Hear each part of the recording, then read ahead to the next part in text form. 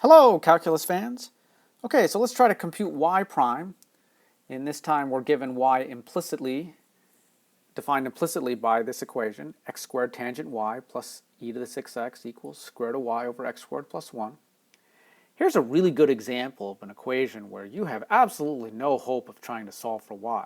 If you think back to the original one that we worked on, the one with the ellipse, we really were able to solve for y. The only trouble was that plus or minus that we had to throw in here. This equation, forget it, right? You have no hope of being able to solve for y. You've got a tangent of y, you've got a square root of y, forget it. There's really no chance. As usual, we'll rewrite the equation with powers instead of the square root. So we'll take that square root of y and rewrite it as y to the 1/2. So what we want to do is differentiate both sides with respect to x. So we think of x as being the independent variable, y as the dependent variable. We'll take a derivative with respect to x. When we do this, we'll have to invoke the chain rule in a couple of places because somewhere in here we'll have to differentiate a y. I think for this problem I'm going to go ahead and use the Lagrange notation y prime instead of the Leibniz notation dy by dx. I would say it's acceptable to use either one, but I do want you to be familiar with both because I'm going to go ahead and use them interchangeably. So let's see what happens when we take a derivative. Okay, this is what we get. Well, let's walk through this and see how we got these pieces. So if we're going to differentiate x squared tangent of y, we need the product rule. So we end up with the first function times the derivative of the second. So when we differentiate the second function, we get secant squared y. That's because that's the derivative of tangent. But then we also have to multiply by the derivative of the inside function. And the derivative of the inside function is y prime. Then we have to do the second function times the derivative of the first. When we differentiate x squared, of course, we just get 2x. Okay, we also have to differentiate e to the 6x. We just use the chain rule for that. Okay, no big deal there. Okay, now let's look at what's going on the right-hand side. We need the quotient rule. Okay, well, there's low d high minus high d low. Now you should see that when we differentiate the top, we get this expression here. That's based on the power rule. It's not unlike in the last couple of videos when we had to differentiate y squared, we got something similar. Square the bottom and away we go.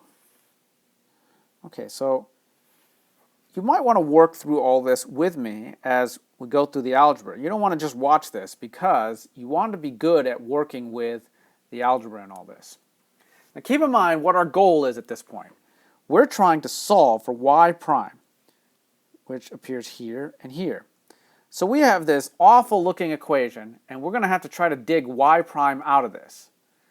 The way we're going to do that is to isolate all the terms that have y prime on one side. Everything that doesn't have y prime goes on the other side. All right, well, let's see how that works out. All right, so again, our goal is to solve for y prime. So I want to clean up a little bit. Basically, right here, this is just taking the right-hand side and splitting it up into two fractions. Then we've got a little more cleanup. So anytime you see something like y to the 1/2 power, you can move that down in the denominator as a square root of y. It goes in the denominator because of the negative power. Let's see, what else did we do? We had the 1/2 got moved down here. All right, so that looks like all we've done. Oh, we've also canceled out one of the x squared plus 1s. Okay, so take a moment to convince yourself that we've really just done a little bit of algebraic manipulation. And again, as I keep saying, we want to keep in mind what we're trying to do here. We are trying to solve for y prime. Okay, so you see a y prime here, you see a y prime here. Then what we're going to be doing is trying to get this term and this term on one side of the equation And everything else that you see goes on the other side of the equation. So we're just going to be moving, shuttling things back and forth across the equal sign to try to get the red terms together and the blue terms together on the other side. Okay, so that's what happened in this step.